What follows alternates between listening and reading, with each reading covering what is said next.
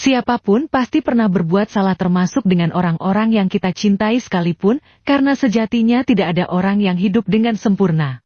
Dan gak ada satupun kisah yang akan berjalan mulus semulus jalan tol, jadi tetap semangat buat kamu yang lagi berjuang, selamat nonton dan selamat beristirahat.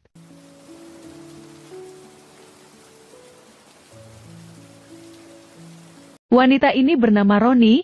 Hari itu Roni dan adiknya yang bernama Jonah akan menghabiskan waktu liburan musim panas di kampung halaman ayah mereka, yaitu Georgia.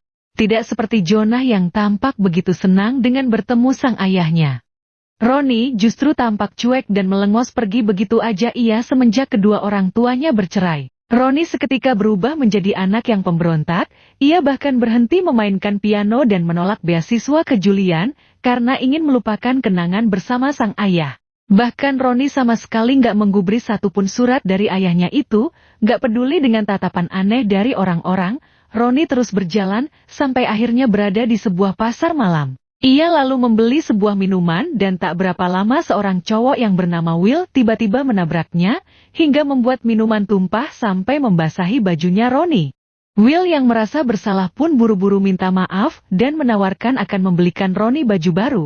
Merasa itu adalah sebuah modus, Roni langsung menolaknya. Ketika sedang asyik milih baju, Roni bertemu dengan seorang wanita yang frekuensi dengan dirinya. Wanita itu bernama Blaze. Dengan ramahnya Blaze memilihkan Roni sebuah baju, bahkan ia bercanda agar Roni mencuri aja bajunya. Mendengar itu Roni langsung menolaknya. Lagi pula Roni dulu pernah sekali melakukannya dan itu membuat Roni kapok untuk mengulanginya. Lalu Roni cerita tentang dirinya yang merupakan seorang anak broken home. Nggak ingin lihat Roni sedih, Blaze pun mengajak teman barunya itu untuk nonton pertunjukan pacarnya yang bernama Marcus. Seusai menonton pertunjukan Marcus, Roni lagi-lagi bertemu dengan Will yang terus saja menatapnya dengan lekat dalam hatinya. Will bersumpah kalau kelak dirinya pasti bisa menaklukkan Roni sebagai kekasihnya. Sesampai di rumah, Roni spontan tertegun saat mendapati ayahnya sedang bermain piano sambil tetap stay cool. Roni langsung masuk ke kamarnya. Dan betapa kagetnya Roni pas mengetahui kalau ternyata dirinya harus berbagi kamar dengan adiknya. Jonah lantas menasehati sang kakak agar berhenti bersikap dingin dengan ayah mereka. Karena bagaimanapun Jonah tak ingin kehilangan ayahnya untuk kedua kalinya. Ucapan Jonah barusan benar-benar mengusik Roni. Roni menghampiri sang ayah, ia pun meminta sang ayah agar berhenti memainkan piano. Roni akan mengancam tidur di luar rumah, lalu terjadilah perdebatan di antara mereka berdua, di mana Roni dengan tegasnya mengungkapkan kalau dirinya nggak akan pernah mau berkuliah di Julian, yaitu sebuah kampus musik paling terkenal yang ada di dunia. Mendengar itu sang ayah langsung memperingati Roni agar tak melampiaskan kemarahannya itu dengan mengubur dalam-dalam mimpinya sebagai seorang pianis. Keesokan harinya Roni segera menenangkan pikirannya yang sedang kacau sambil memandangi pantai di depan rumah. Pas mau balik ke rumah, Roni nggak sengaja melihat seekor rakun yang sedang memakan telur penyu yang bersembunyi di dalam pasir. Sontak saja hal itu membuat Roni langsung melindungi telur-telur penyu itu dengan segala upayanya. Sang ayah lalu mendekati Roni yang mengeluh nggak bisa nelpon penjaga akuarium dikarenakan ponselnya mati. Ayahnya lantas memberitahu anaknya itu agar menggunakan telepon rumah. Tanpa pikir panjang, Roni segera melakukan saran dari ayahnya. Melihat Roni mendengarkan sarannya, seketika itu Steph tersenyum senang. Sayangnya senyum itu malah terlihat tampak menakutkan. Siangnya Roni pergi membeli buku tentang penyu. Ia lalu membaca bukunya di sebuah kafe. Gak berselang lama Will pun datang. Rupanya Will ini merupakan seorang montir atau tukang bengkel. Tanpa pikir panjang, Will yang masih penuh oli itu segera menghampiri Roni. Ia menjelaskan bahwa perbuatannya kemarin terhadap Roni terus menghantuinya, hingga membuat dirinya gak bisa tidur. Merasa itu hanyalah sebuah gombalan receh, Roni pun mengabaikannya dan lekas beranjak pergi dari sana. Sesampainya di rumah, Roni seketika kecewa saat penjaga akuarium gak kunjung ada kabar. Roni pun akhirnya memutuskan untuk tidur di dekat telur-telur penyu itu. Namun ia sontak kaget saat melihat kedatangan rakun yang tampak seperti hantu. Keesokan paginya Roni dibangunkan oleh Will yang ternyata dia merangkap kerja sebagai volunteer penjaga akuarium. Mengetahui kenyataan itu membuat Ronnie marah-marah. Jika saja Will datang lebih cepat, Ronnie gak perlu repot-repot tidur di luar dan bangun dalam keadaan berantakan. Berharap Will bisa merasakan penderitaan yang seperti Ronnie. Ronnie harus menahan dinginnya malam sambil was-was dengan kedatangan rakun yang seperti waktu itu. Dengan cepat Ronnie pun meninggalkan Will. Setelah itu Ronnie sibuk cuci mata di sebuah toko tanpa sepengetahuan Ronnie. Blaze diam-diam memasukkan sebuah gelang ke dalam tas Ronnie. Rupanya Blaze terbakar api cemburu melihat Marcus malam itu berduaan dengan Ronnie. Padahal Marcuslah yang kegatelan dan mata keranjang. Ronnie pun berusaha menjelaskannya sebenarnya yang terjadi. Namun sayangnya mata dan hati Blaze telah tertutup. Sewaktu mau ngejar Blaze keluar sebuah alarm peringatan berbunyi, disitulah Ronnie kaget setengah mati saat penjaga toko menemukan sebuah gelang di dalam tasnya. Ronnie lantas kecewa tak ada satupun yang mempercayainya, bahkan adiknya itu malah memarahinya. Namun setelah mendengar penjelasan Ronnie lebih lanjut, ayahnya akhirnya percaya kalau Ronnie bukanlah seorang pencuri. Malamnya Ronnie kembali menjaga telur-telur penyu. Meski telah dipasangi pelindung, Ronnie harus tetap waspada. Ronnie lalu kaget saat mendapati Will ingin bergabung dengannya. Ronnie awalnya menolak kehadiran Will yang menurutnya sangat modus, namun Will mengatakan kalau Ronnie kegeeran karena sebenarnya Will telah memiliki seorang tunangan, tapi ternyata bohong. Tentu saja hal itu membuat Ronnie kesal bukan main, dan tanpa mereka sadari Jonah dan ayahnya sedang memantau mereka dari kejauhan. Tak ingin putrinya kenapa-kenapa, Steph segera memberikan jarak di antara mereka berdua. Bagaimanapun mereka dilarang duduk berdekatan karena bukan muhrimnya. Pagi harinya Jonah merayap seperti seorang prajurit. Jonah memberikan sarapan untuk Ronnie dan Will juga. Pada sesaat setelah Jonah pergi, Will mengajak Ronnie kencan ke tempat akuarium raksasa. Ronnie pun bersedia menerima ajakan itu. Tapi Ronnie juga bersikeras kalau itu hanyalah sebuah ajakan biasa untuk mencari udara segar, bukan sebuah kencan.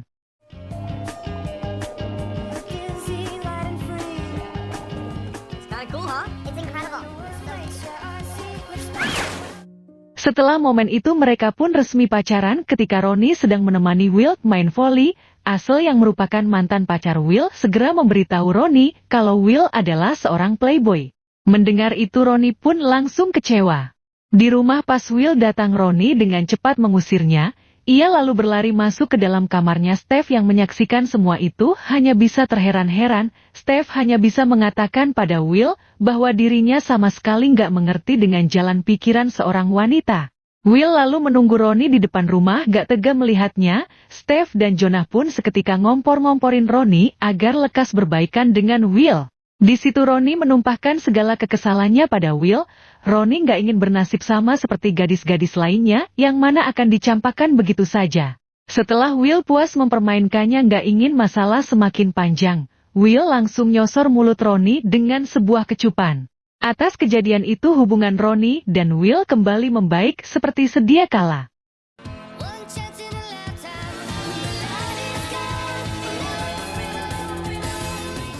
Saat sedang karaokean di dalam mobil, mobilnya itu tiba-tiba terjebak dalam lumpur dengan sekuat tenaga. Will mendorong mobilnya, sayangnya tubuh Will malah kena semburan lumpur.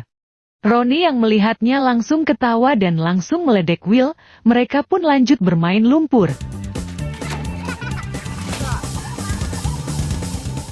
Kini tubuh Will dan Ronnie terlihat sangat kotor dan berantakan dipenuhi dengan lumpur. Untuk itulah Will ngajakin Ronnie membersihkan dirinya di rumahnya Will. Dan betapa kagetnya Ronnie saat melihat rumah Will yang tampak seperti sebuah istana kerajaan. Ronnie sama sekali nggak menyangka kalau Will ternyata seorang anak sultan kaya raya. Diam-diam Will merupakan seorang anak dari seorang pengusaha yang memiliki 300 cabang bengkel di seluruh negara. You're rich? Will, you told me that your dad owned a brake shop. He does. He happens to own 300 more just like No. Ronnie pun seketika merasa minder, namun Will terus meyakinkan Ronnie bahwa itu bukanlah sebuah masalah serius. Bahkan setelah selesai membersihkan diri, Will segera ngajakin Ronnie makan bareng dengan kedua orang tuanya.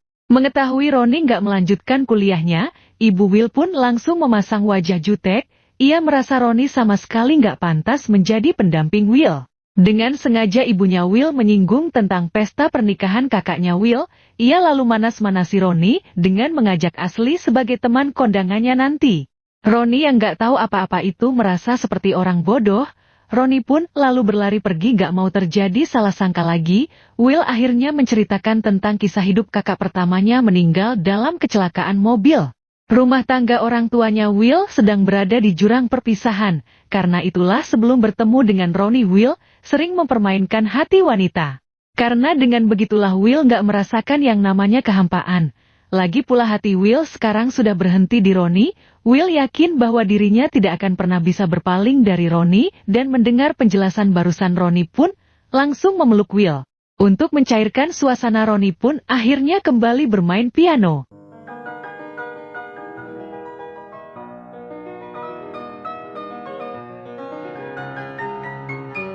Malamnya Ronnie cerita ke ayahnya kalau dirinya kini sedang dimabuk asmara. Steve yang mendengar itu langsung mengatakan jika cinta itu memang bisa bikin seseorang jadi spesial dan tergila-gila. Malamnya Ronnie cerita ke ayahnya kalau dirinya kini sedang dimabuk asmara. Steve yang mendengar itu langsung mengatakan jika cinta itu memang bisa bikin seseorang jadi spesial dan tergila-gila. Besoknya Ronnie ngajakin ayahnya dan juga Jonah nonton pertandingan volinya Will. Tanpa sengaja Ronnie mendengar celetukan tentang ayahnya yang katanya merupakan dalang di balik kebakaran sebuah gereja. Nggak mau ambil pusing, Ronnie terus saja menyuarakan dukungan untuk kekasihnya itu, dan singkat cerita tim voli Will keluar sebagai pemenangnya. Sorenya Jonah berlari menghampiri Ronnie sambil membawa undangan pernikahan kakaknya Will. Ronnie pun lantas merasa lega. Ia kemudian memberitahu kabar gembira itu kepada ayahnya. Tanpa pikir panjang, Steve memberi Ronnie uang untuk membeli sebuah gaun. Setelah itu Ronnie tiba-tiba teringat sebuah celetukan buruk tentang ayahnya. Jadi Steve saat itu ketiduran di gereja karena habis minum obat, dan bangun-bangun Steve sudah ada di pinggir jalan. Ronnie sama sekali nggak mengerti mengapa ayahnya yang bertanggung jawab atas kesalahan yang sama sekali bukan ulah ayahnya. Lalu Ronnie pun mencurahkan semua cerita itu kepada Will. Will nggak ingin Ronnie berlarut-larut dalam kesedihan. Will segera menenangkan Ronnie dan ia mengatakan bahwa semua akan baik-baik saja. Di hari berikutnya pas Ronnie mau pergi belanja, ia nggak sengaja melihat Blaze sedang dicampakkan oleh Marcus. Kini Blaze sama sekali tak punya tempat tinggal. Mengetahui Blaze sedang dalam kesusahan, Ronnie segera memberikan uang belanjanya itu kepada Blaze untuk menyambung hidupnya. Alhasil Ronnie pun pulang dengan tangan kosong. Meski kesal dengan tindakan kakaknya itu, Jonah akhirnya merelakan uang tabungannya digunakan Ronnie untuk beli gaun. Jonah pun lalu menemani sang kakak memilihkan gaunnya.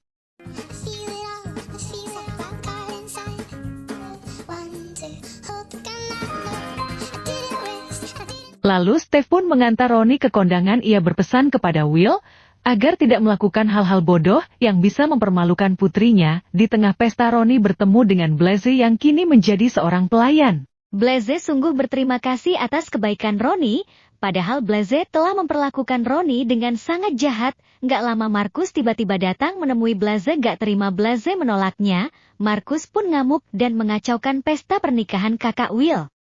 How about now? All right, man. I'm in. Just take the girl home. Ketika sampai di rumah, Ronnie pun dikejutkan dengan kabar bahagia bahwa telur-telur penyu itu telah menetas. Ronnie dan Jonah segera berlari untuk menyambut kelahiran sekaligus melepaskannya ke laut. Get another light. Okay. I can't believe it. Namun di tengah kegembiraan itu tubuh Steve tiba-tiba tumbang. Setelah Steve dibawa ke rumah sakit, Ronnie baru tahu kalau selama ini ayahnya mengidap penyakit kanker yang sangat mematikan. Waktu Steve hidup di dunia ini nggak akan lama lagi. Mendengar kabar buruk itu, Ronnie seakan hancur berantakan. Ia kesal dengan Steve mengapa ia nggak jujur kepadanya sejak awal. Ronnie sekarang dihantam merasa penyesalan yang sangat dalam. Seandainya ia tahu dari awal, Ronnie nggak akan pernah mendiamkan ayahnya. Di sisi lain, Jonah terus dihinggapi rasa gelisah karena semua orang menutupi kondisi ayahnya. Begitu Ronnie mengungkapkan kenyataannya sebenarnya, Jonah seketika merasa dadanya sangat sesak. Ia bertanya pada semesta, kenapa harus ayahnya yang menerima semua penderitaan ini, padahal ayahnya bukan orang jahat. Ia bertanya pada semesta, kenapa harus ayahnya yang menerima semua penderitaan ini, padahal ayahnya bukan orang jahat. Will kemudian datang menenangkan Jonah. Ia berjanji akan mengerahkan segala tenaganya untuk membantu Jonah. Steady arms, we both Kian hari kesehatan Steph semakin memprihatinkan. Nggak ingin menghabiskan sisa hidupnya di rumah sakit, Steph memutuskan untuk pulang ke rumah. Jonah kemudian memberikan Steph kejutan dengan memperlihatkan jendela kaca yang sudah jadi dan tinggal dipasang ke gereja. Will dan temannya menemui Steph di situ. Teman Will mengaku bahwa dialah dalang dari kebakaran gereja itu. Dengan sungguh-sungguh mereka meminta maaf pada Steph dan sudah sangat siap apabila Steph mau melaporkannya ke polisi. Meski telah mengetahui kebenarannya, Steph nggak akan pernah melaporkannya. Lagi pula semua sudah berlalu dan sekarang gerejanya pun sudah selesai diperbaiki. Diam-diam Ronnie mendengar pembicaraan itu, amarahnya pun kemudian menyulut. Ronnie nggak habis pikir bisa-bisanya menutupi semuanya. Nggak tahan lagi dengan omongan Will, detik itu juga Ronnie pun memutuskan Will sebagai pacarnya. Ronnie kemudian berlari ke dalam pelukan ibunya yang kebetulan baru aja datang. Kedatangan ibunya itu untuk menjemput Jonah dan juga Ronnie agar lekas kembali pulang ke rumahnya. Dengan yakin Ronnie menolak ajakan itu.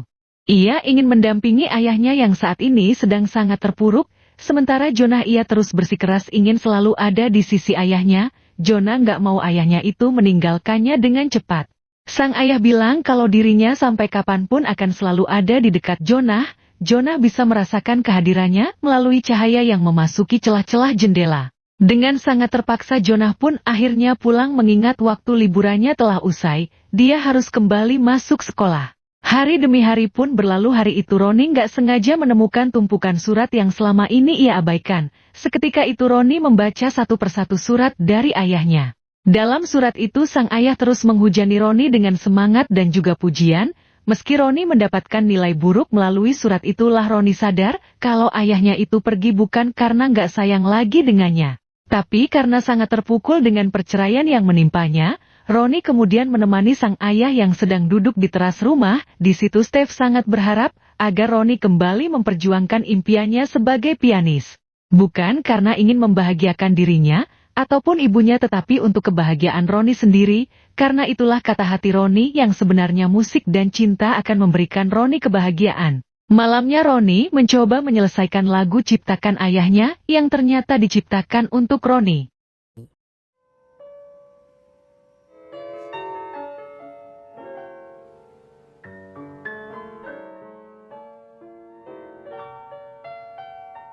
Namun setelah Ronnie berhasil menyelesaikan lagunya, sang ayah telah mengembuskan nafas terakhirnya. Steph telah meninggal dunia dan semesta pun ikut merasakan kehilangannya.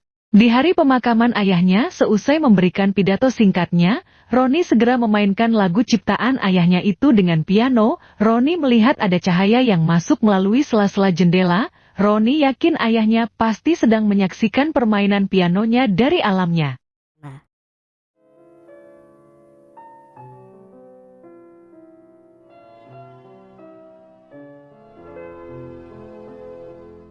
Lalu Ronnie menyapa satu persatu tamu yang terus menguatkan Ronnie.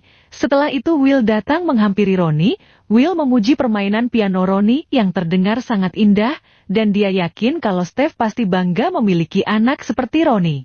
Sebulan kemudian Ronnie mengemasi semua barang peninggalan ayahnya. Ia kini telah memutuskan akan mengambil beasiswa di kampus Juilliard, karena bagaimanapun hidupnya harus terus berlanjut. Lalu Ronnie dikagetkan dengan kedatangan Will. Rupanya Will telah memutuskan bahwa dirinya akan pindah kuliah di negara yang sama dengan Ronnie. Ronnie pun menyadari kalau semua orang bisa melakukan kesalahan termasuk Will. Orang yang Ronnie cintai dan cinta yang sempat pupus itu kini bersemi kembali. Ronnie dan Will pun kembali melanjutkan cerita cinta mereka. Jika kalian suka dengan videonya, kalian subscribe, like and comment. Tunggu video-video dari saya. Terima kasih sudah nonton videonya. Semoga kalian diberi panjang umur dan diberi rezeki yang melimpah. Saya mohon maaf jika ada perkataan saya yang salah. Wassalamualaikum warahmatullahi wabarakatuh.